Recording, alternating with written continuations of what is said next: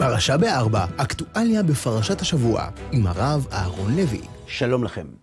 בשבוע שעבר, כשכל המדינה המתינה להחלטת מועצת השורא האסלאמית באשר לשאלה האם מפלגת רע"מ תצטרף להצעה לפיזור כנסת ישראל, התראיין חבר כנסת דתי מהקואליציה שבינתיים הפך ללשעבר, לרשת גלי צה"ל. במהלך הראיון הוא נשאל האם זה לא מוזר בעיניו שגורלה של ממשלת ישראל, של מדינת היהודים, נתון בידי מועצה אסלאמית, וכך הוא השיב. אני גם ראיתי מהדורות שהמתינו להחלטת חברי ימינה.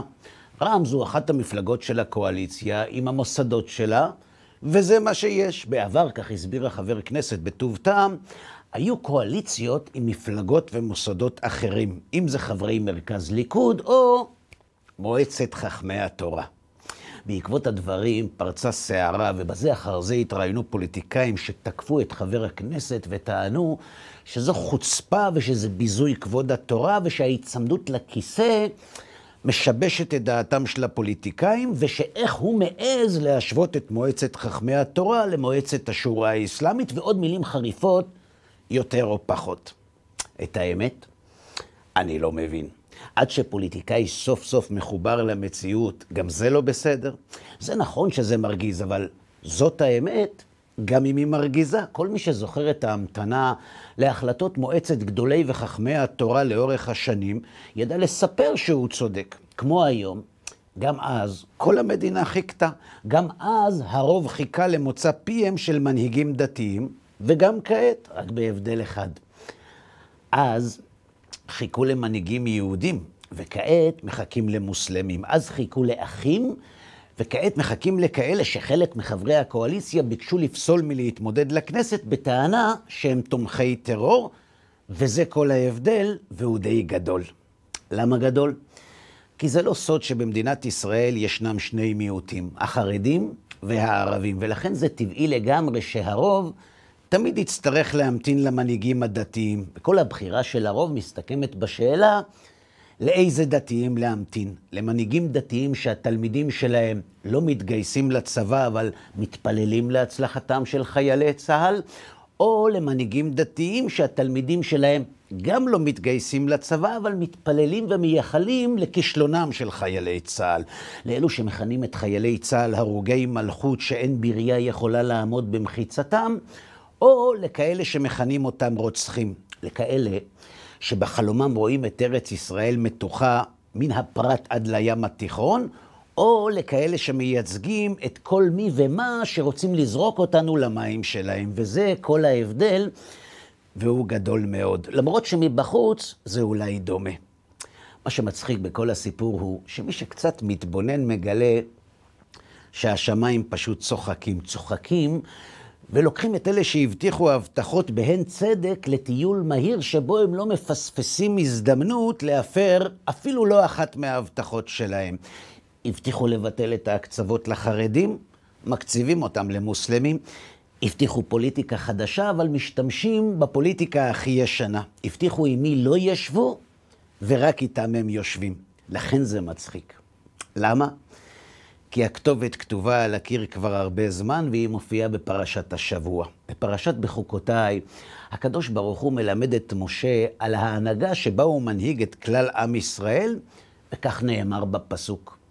אם בחוקותיי תלכו ואת מצוותיי תשמרו ועשיתם אותם, ונתתי גשמכם בעיתם, ונתנה הארץ יבולה, ועץ השדה ייתן פריו, וישיג לכם דיש את בציר, ובציר ישיג את זרע, ואכלתם לחמכם לשובע, וישבתם לבטח בארצכם. בפסוקים האלה, חברים, הקדוש ברוך הוא מלמד את משה שבשונה מההנהגה שהוא מנהיג את היחיד, הנהגת הכלל כפופה לחוקיות ברזל, כפי שכותב הרמב"ן. אלו הברכות, הוא כותב, שבפרשה הזאת הן כלליות בעם, והן בהיות כל עמנו, כולם צדיקים, ולקח יזכיר תמיד בכאן הארץ, ונתנה הארץ לבטח בארצכם, שלום בארץ, מן הארץ לא תעבור בארצכם. וכבר ביארנו כי כל אלה הברכות כולם ניסים.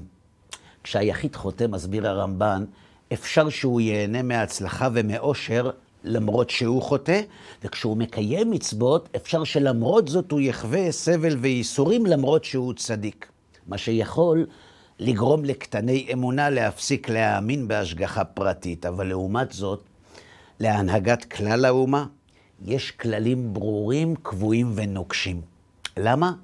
כדי שהנהגת כלל האומה תוכיח לכל מי שמתבונן מעבר לאבוס שלו, שהנהגת השם לא נעלמה והיא ממשיכה להיות פרטית להפליא. לכן הוא מלמד את משה שאם בחוקותיי תלכו ונתתי גשמכם בעיתם, ואם בחוקותיי תימסו, תגענה חס ושלום הכללות, כדי שנזכור שבהנהגת הכלל אין באמצע. זה או למעלה או למטה, או ברכה או כללה. וההוכחה לכך מופיעה מיד בהמשך שנאמר, ונתתי משכני בתוככם ולא תגעל נפשי אתכם. שאלתם את עצמכם, חברים, איפה פה ההיגיון? אתם מכירים מישהו שאומר לחברו, אני אוהב אותך מאוד ואתה לא מגעיל אותי? נכון שלא? אז איך זה שהקדוש ברוך הוא מבטיח לנו מצד אחד ונתתי משכני בתוככם, ומצד שני ולא תגעל נפשי אתכם? מה, אין משהו באמצע? זה או אוהבים או מגעילים? מסתבר שכן. בפסוקים האלה, כך מבאר הרמב"ן, הקדוש ברוך הוא מלמד את משה רבנו שהנהגת הכלל תמיד תהיה ניסית, והנהגה כזאת מחייבת חוקיות ברזל, אין בה ממוצע. כשהולכים בדרך השם, יתרחשו ניסים חיוביים, וכשלא, גם יתרחשו ניסים, אבל בדרך השלילה. זה או ונתתי משכני בתוככם, או לחילופין, תגעל נפשי אתכם. אין באמצע. למה אין? כדי שכל אחד יוכל להבחין שהנהגת הכלל מסורה תמיד בידי ההשגחה. בפסוקים האלה משה רבנו מלמד לדורות שאם אנחנו מבקשים לראות את יד ההשגחה הפרטית גם בימים של הסתר פנים, עלינו להביט אל הנהגת כלל האומה, להביט על הנבחרים שלנו. למה?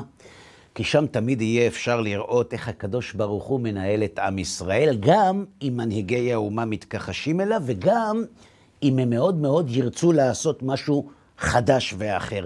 לכן, גם אם הם יבטיחו הבטחות כדי להיבחר, אחרי הבחירות, ההשגחה תגרום להם להפר אותם באופן סדרתי עד כדי גיחוך. יבטיחו ממשלה רזה, היא תהיה הכי שמנה. יבטיחו לא להישען על אצבעות הח"כים הערבים, הם יישענו רק עליהם. יסבירו שיש הבדל בין רע"מ למשותפת, גם מזה הם יחזרו בהם. יבטיחו סוף לסחטנות של החרדים, יקבלו אותה על סטרואידים רק בערבית, ואם יגידו לא נחכה עוד למועצת גדולי התורה ולא לחכמי התורה של היהודים, תישאר להם ברירה והם ייאלצו לחכות למועצת השורה של הערבים. למה?